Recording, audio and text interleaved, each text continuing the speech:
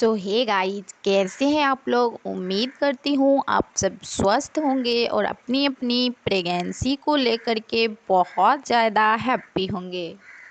तो फ्रेंड्स, आज मैं इस वीडियो में आपको बेबी बॉय के कुछ ऐसे सिम्टम्स बताने जा रही हूँ जो बहुत सारी महिलाओं के ऊपर सटीक बैठा है, और साथ ही मैं अपना खुद का एक्सपीरियंस भी आपको बताऊँगी।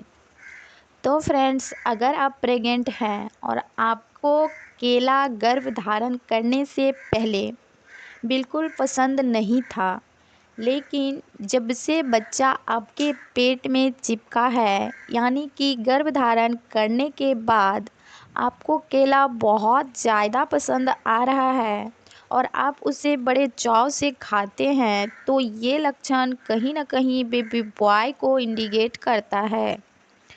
नंबर 2 में आता है गर्भावस्था में अगर आपको बहुत ज़्यादा परेशानी होती है, जैसा कि उल्टी होना, जी मिचलाना, चक्कर आना, भूख कम लगना, हाथों और पैरों में बराबर दर्द बना रहना।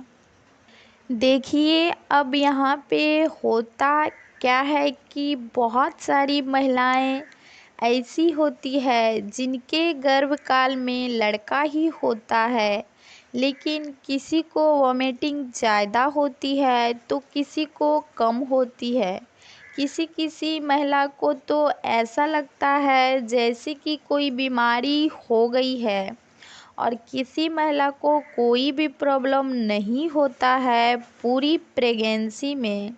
तो मेरी प्रेगनेंसी जर्नी में मेरे साथ क्या हुआ था, आइए मैं आप सबको बताती हूँ। जिस टाइम मेरा बेटा मेरे गर्भ में था, उस टाइम पे फ्रेंड्स, जब मैंने गर्भ धारण करा था, ठीक 15 से 20 रोज़ बाद मुझे वॉमिटिंग आनी स्टार्ट हो गई थी। और मुझे वॉमिटिंग इतना ज़्यादा होती थी, मैं आपको क्या ही बताऊं।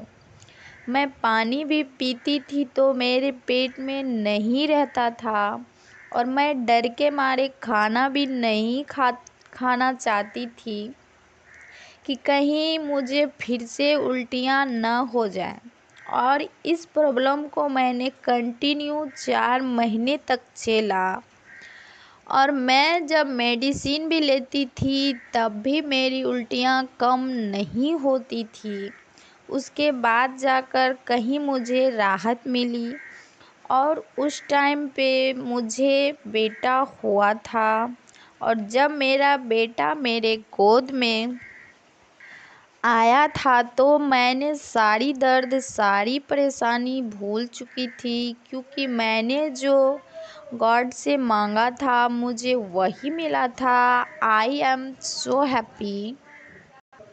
इसके अलावा जो फ्रेंड्स तीसरा है वो ये है, मेरे साथ प्रॉब्लम आई थी बेबी पे, वो ये थी कि मेरे दोनों पैरों के घुटनों और एड़ियों के बीच वाले जो मांस होते हैं, उसमें जब मैं रात को नींद में सो रही होती थी, उस टाइम अचानक से मेरे पैर में जकड़न सी हो जाती थी, जिसे गांव घर के भाषा में बगहा बोला जाता है। और वो दर्द मुझे इतनी तेज होती थी। मेरे साथ बगल में मम्मी सोती थी, और जब मैं ज़ोर से चिल्लाती थी तो मम्मी अचानक से जगती थी और दोनों हाथों से मेरे पैर को दबाती थी, तब जाकर मेरी जान में जान आती थी। जब मैंने इस बारे में डॉक्टर से बताई थी तो वो बोली कमज़ोरी की वजह से होता है, और उन्होंने मुझे कुछ मेडिसिन दिए थे, पर मेडिसिन लेने के बाद भी मुझे वो परेशानी पूरी 9 मंथ तक रही। इसके अलावा फ्रेंड्स, ये प्रॉब्लम मुझे जिस टाइम मेरी बेटी थी गर्भ में, उस टाइम 1 से लेकर 9 मंथ तक में कभी भी नहीं हुआ।